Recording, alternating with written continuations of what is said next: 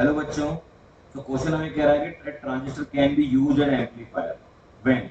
तो हमें देखना है कि जब भी हमें पता है कि जब भी किसी ट्रांजिस्टर को किसी एम्पलीफायर के फॉर्म में काम में लिया जाएगा, तो आपको पता है ट्रांजिस्टर कैसा होता है एक्चुअली में बेसा।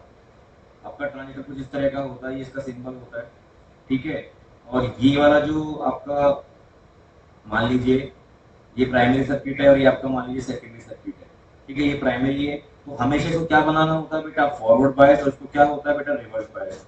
तो अगर ये कैसा है, बेस इमीटर इज फॉरवर्ड बायस, तो अगर ये आपका इमीटर है और ये आपका मान लीजिए बेस है और ये आपका कनेक्टर है, तो हमेशा हमें क्या करना होगा, इमीटर बेस जंक्शन को क्या करना बेटा पड़ेगा, फॉरवर्ड बायस। क्यों करना पड़ेगा, क्योंकि फॉरवर्ड बायस जब हम करेंगे, जब हम फॉरवर्ड बायस की बात करेंगे, मान लीजिए एनपीएन ट्रांजिस्टर है या फिर पीएनपी ट्रांजिस्टर है, तो अगर यहाँ पे ये इमीटर की तरह वर्क कर रहा है, ये आपका बेस है और ये आपका क्या है बेटा, कलेक्टर है, तो जो चार्ज कैरियर्स होंगे वो इमीटर से किसकी तरफ जाएंगे, कलेक्टर की तरफ, और इमीटर क्या करेगा, उन्हें इमिट करेगा और कलेक्टर में कलेक्ट करेगा।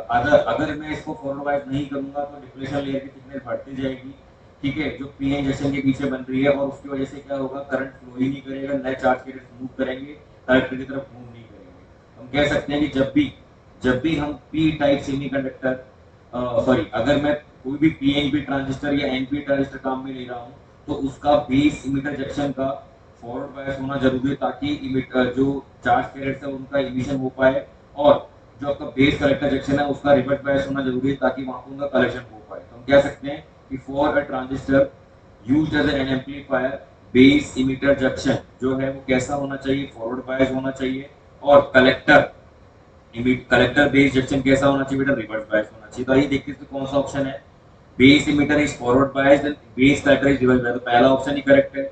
आगे ऑप्शन भी चेक करते हैं, both base emitter and base collector reverse bias, ऐसा नहीं हो सकता, कोई करंट फ्लो नहीं करेगा।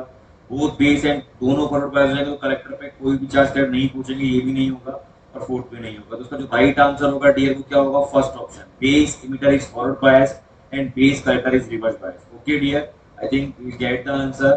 Thank you very much.